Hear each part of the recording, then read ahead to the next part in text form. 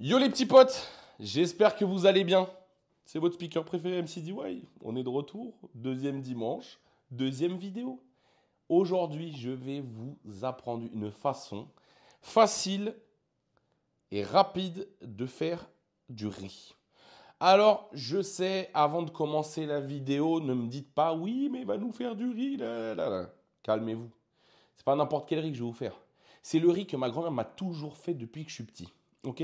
C'est sa façon à elle de faire le riz et je peux vous garantir que ça va être incroyable. Je l'ai mangé sous toutes les coutures, hein. Je vous préviens d'avance.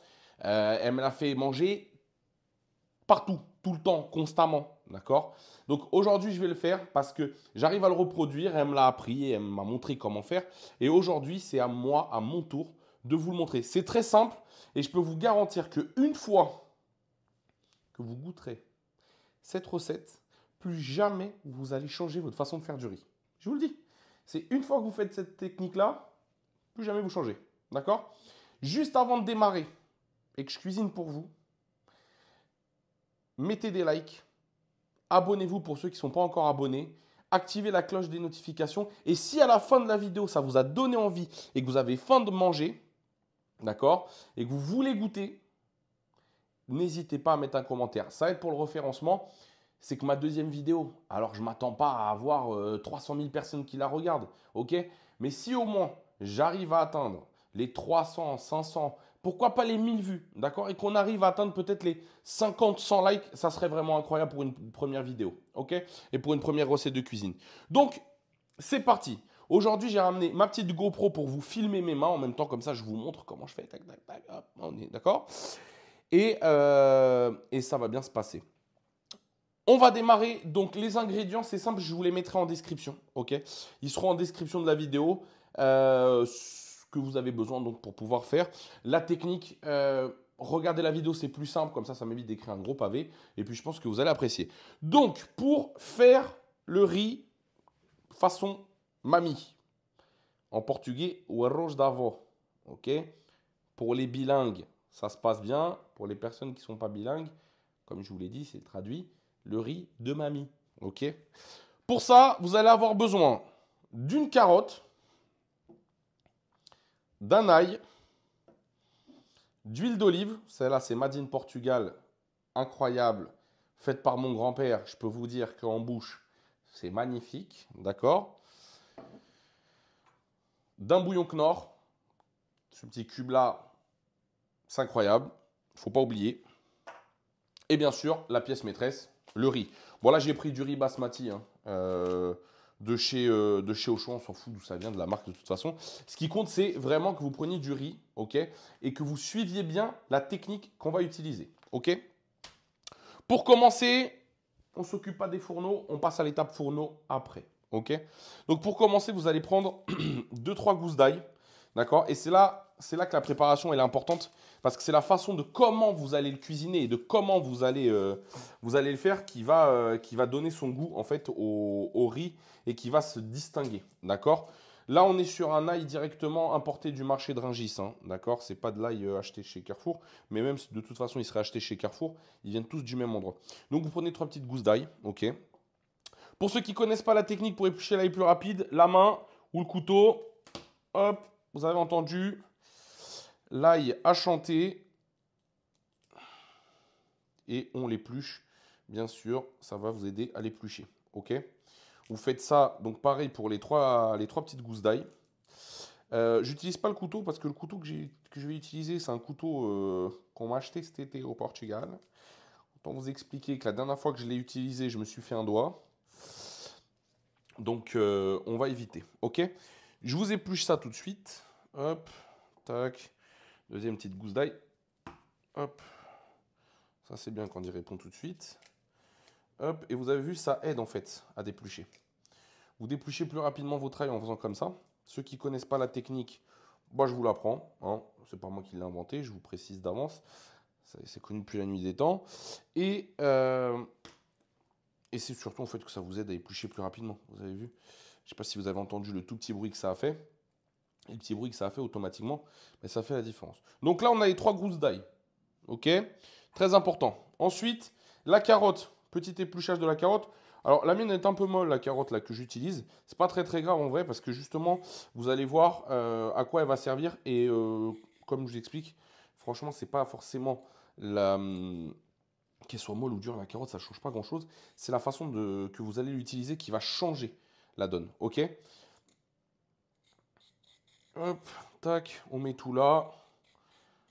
Et après, on foutra ça à la poubelle. Mais je vais pas vous montrer aussi comment mettre des légumes, des épluchures ou autres à la poubelle. Ok? Donc là, on a notre carotte. On coupe le bout avec le couteau. Tac, ça, c'est bon. On met de côté. On coupe l'autre bout. Hop, ça, c'est bon. On met de côté. Là, on a la base. Ok? Qu'est-ce qu'on va faire? Très important, et c'est là que ça commence. Votre carotte, vous la coupez comme vous voulez. Ok? Soit vous faites comme moi, vous l'entaillez en deux. Hop, tac. Et vous la coupez en petits bouts derrière. D'accord? Vous pouvez la couper comme ça. Tac, tac. La petite technique couteau, je ne sais pas si vous savez le faire. Hop, toujours les doigts comme ça pour que le couteau, il tape sur le doigt. Et pour pas que vous abîmiez les mains. Vous évitez de vous couper. Je peux vous garantir que ça va bien se passer. Vous éviterez d'aller aux urgences. Ok? Le but, c'est de faire quand même un petit tas de carottes. Ok? Tac. Et ça, c'est le plus important. Je vous explique pourquoi. C'est ce qui va nous permettre, de donner du goût au riz et à la recette, en fait. Ça démarre de là. Et la carotte et l'ail, pour moi, sont vraiment les fondamentaux importants de cette préparation du riz. Si vous ne faites pas ça, votre riz va avoir du goût, mais ça apporte quelque chose. Et on le verra lors de la cuisson, d'accord? Je vous montrerai comment cuire, bien sûr, etc. Lors de la cuisson, c'est hyper important, d'accord? Donc, tac, on fait les petites carottes. Après, vous mettez tout, vous mettez pas tout. Là, moi, j'ai pris une carotte entière. C'est plus simple, d'accord? Si vous voulez pas mettre toute la carotte, vous n'êtes pas obligé de mettre toute la carotte, d'accord? L'ail, on fait pareil. L'ail, deux solutions. Hop, on va couper le petit bout d'ail ici, tac. Deux solutions pour l'ail. Soit vous le coupez en deux et après vous faites des petits ronds, soit vous faites des petits ronds directement. Moi, j'aime bien, je ne vous cache pas, hop, je le coupe en deux, l'ail comme ça, d'accord? L'ail, il est coupé en deux et une fois qu'il est coupé en deux, je fais des petits bouts avec l'ail en fait. Et ça, c'est le plus important, ok? Comme je l'ai dit, hein, le couteau coupe très bien. Je ne l'ai même pas aiguisé hein, avant la vidéo, avant le début. C'est parti comme c'est parti. Et ça va bien se passer. Donc, tac, on coupe la petite tête de l'ail qu'on met de côté. Tac, ça ira à la poubelle. On coupe l'ail en deux. Et après, finement, on va venir hop, couper l'ail. Ok? Jusque là, c'est pas très compliqué. Je sais ce que vous me dites. Oui, il est en train de nous faire du riz. Il est vraiment sérieux pour sa première vidéo. Je vous le dis encore et encore, essayez-le chez vous. Essayez, c'est l'adopter, ok? Donc, hein, voilà. Petite anecdote sur ce riz. Mon père me demande de le faire, de le cuisiner. Et c'est une de ses façons préférées de le manger, en fait. Et c'est vraiment très bon. C'est vraiment très bon. Et la façon de le cuire, c'est vraiment ce qui va faire la différence. Ok? On a notre ail, on a notre carotte. Là, on va passer dans les fourneaux. Ok? Sur ma petite plaque. Ça va bien se passer et c'est là que tout va devenir important au niveau de la cuisine. Ok? Et de la cuisson, bien sûr. Je vous dis à tout de suite. Enfin, tout de suite. Non, maintenant. Donc nous voilà maintenant derrière les fourneaux. On va démarrer gentiment, ok? Comme je vous ai dit, l'huile d'olive, ça va être important. L'ail, ça va être important. Et les carottes aussi. Ok, tac, on allume la petite lumière. Ça rend toujours bien. On va pas s'en plaindre. Comment on va faire? On va commencer, on démarre pas la plaque, ok? On démarre rien. On va commencer par tapisser le fond de notre casserole d'huile d'olive. ok? On tapisse bien le fond. Vous allez voir, c'est très important, ok? Très, très important. Tac, tac, tac. Tapissage, hop. Bon petit filet. Enfin, plus en filet, on n'est plus au filet, là. On est sur un bon tapissage d'huile d'olive sur le fond de la casserole.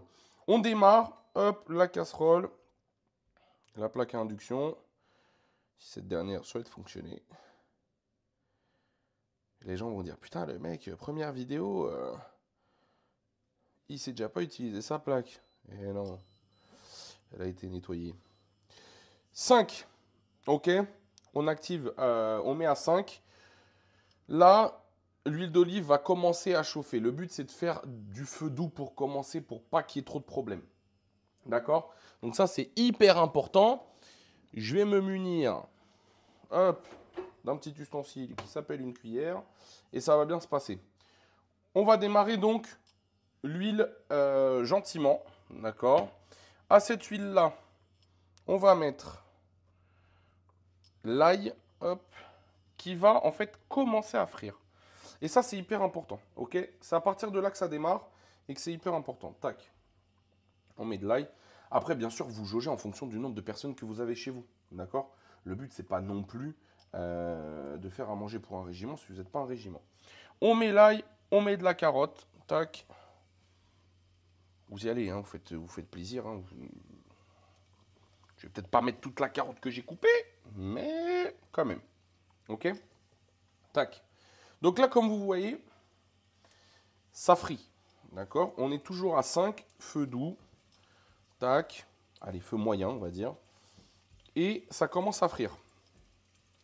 Et c'est là que c'est important. Ok? Pour l'instant, on ne met rien. On laisse frire. Qu'est-ce que ça va faire? L'huile d'olive va imprégner le goût de l'ail. Ok? Ça va imprégner le goût de l'ail. Vous voyez, ça fume. C'est beau. Et je peux vous garantir que de l'autre côté de la caméra, ça sent déjà bon. Ok? Donc on commence, tac. Si vous voyez que ça va trop vite, que vous n'arrivez pas à gérer votre feu, vous n'hésitez pas à baisser un petit peu. Tac. Vous baissez un tout petit peu. Moi j'ai baissé de 1, là j'ai mis à 4. Histoire que ça aille pas trop vite. Ok? Et pour pas que ça accroche, essayez d'avoir des bonnes casseroles. D'accord? Maintenant, le but c'est que vous vous régaliez et que ça ne crame pas trop au fond. Donc là, comme vous pouvez le voir sur la vidéo, c'est en train de frire. Ok? On fait frire l'ail et les carottes. Vous n'hésitez pas à remuer. Ok? Ça frit gentiment. Une fois que vous voyez que ça a bien frit, là, vous voyez que ça prend bien. Hein, je peux vous garantir vraiment, hein, je ne vous mens pas, je ne suis pas là pour vous vendre quoi que ce soit. Je peux vous garantir que l'odeur qui est en train d'émaner de la casserole est vraiment incroyable. Hop. Vous voyez, c'est en train de bien frire. Et là, c'est l'étape importante. Les personnes, habituellement, quand elles font du riz, qu'est-ce qu'elles font? Une casserole, hop, de l'eau, du riz, de l'eau, etc. Et c'est là que ça va changer. Ok? On prend une tasse de riz. Donc, bien sûr, une tasse de riz équivaut à 2 tasses d'eau. On est d'accord sur ça. On va mettre le riz dans le fond de la casserole. Ok? Et là, ce qu'on veut, c'est que le riz s'imbibe de l'huile d'olive qui a déjà baigné en fait dans l'ail et dans la carotte. Et que ce riz, hop, alors vous voyez, ça fait, vous vous dites, oh, il est en train de faire de la cuisine grasse. C'est pas parce que l'huile trempe enfin le riz trempe dans l'huile d'olive que c'est la fin du monde, ok? Et c'est ça justement qui va apporter du goût à votre riz. Et vous allez voir que cette façon, vraiment, je vous le dis, hein, je le répète, l'essayer, c'est l'adopter, d'accord? Donc, hop, on met à 4, on est à 4, je veux dire plutôt. On va monter à 5. On va monter, on va laisser gentiment le riz frire, cuire comme vous voulez. Vous le dites comme vous le souhaitez, d'accord? Pendant ce temps-là, vous allez voir, le riz va devenir petit à petit translucide. Et c'est là que c'est important. Faire en sorte que le riz devienne translucide. Petit conseil, mélangez le riz, ok? Mélangez-le, d'accord? Parce que sinon, ça va coller au fond de la casserole. Ok. Et en le mélangeant, comme je vous ai dit, ça imbibe encore plus au niveau de l'huile d'olive. Ok.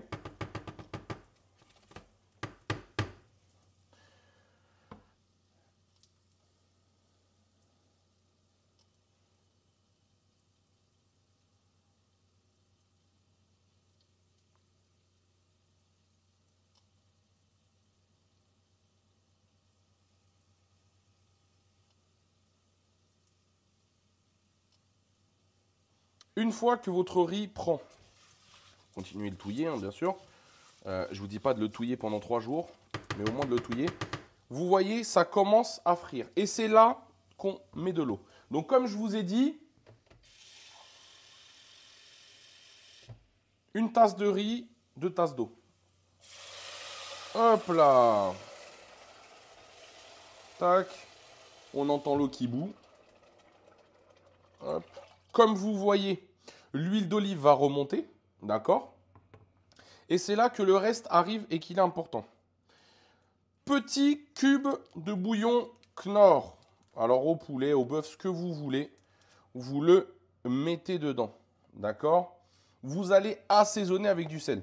J'ai du sel là, hop, tac, du gros sel. Ce gros sel avait servi, et ça peut donner un peu plus de goût, pour une recette que je vous ferai plus tard, qui est le magret de canard séché. D'accord? Donc vous n'hésitez pas, vous mettez du sel, tac. Et là, on va augmenter un tout petit peu à 6, ok, histoire que ça bout le riz.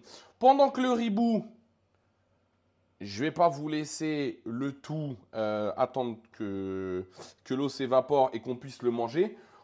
On va faire un petit accéléré et on arrivera à la présentation. Je vous dis à de suite. A few moments later. Et voilà, mes petits loulous, c'est prêt.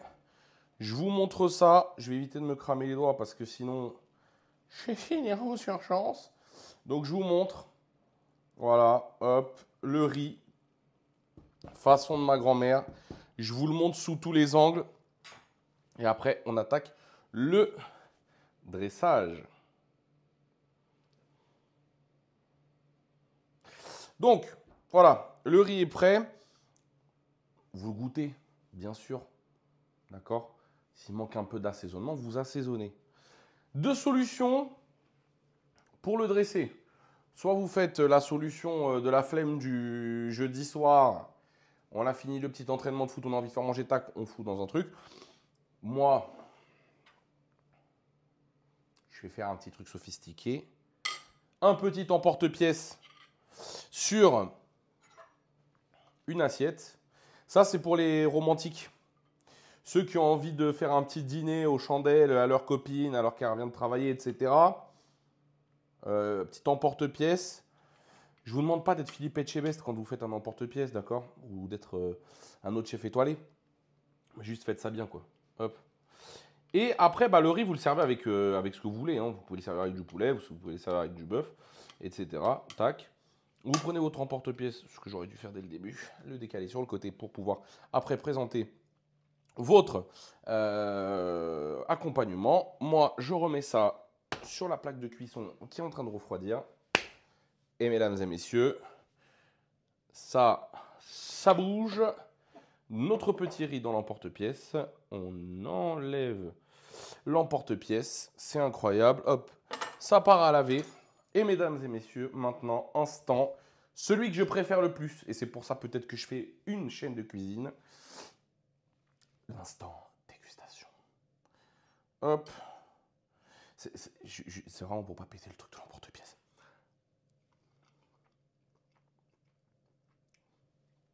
Il est incroyable. Profitez-en. Je vous souhaite à tous un bon appétit si vous le reproduisez ou vous êtes en train de regarder en même temps et que vous êtes en train de le manger, d'accord? Ou que vous êtes en train de le préparer. Je vous souhaite à tous un bon appétit, une bonne fin de dimanche à ceux qui regardent ça à 15 h. Et parce que vous êtes des BG, ça veut dire que vous avez compris qu'à 15 h, c'est ici que ça se passe, dans la cuisine de MCDY. Vous goûtez ça. Je vous dis à la semaine prochaine pour une nouvelle recette. Et surtout, si vous avez regardé la vidéo jusqu'à la fin, que vous avez déjà liké, que vous êtes abonné, mais vous n'avez pas encore commenté, vous me lâchez un petit commentaire et ça va être incroyable. Allez, sur ce, j'en fous partout, mais à la semaine prochaine.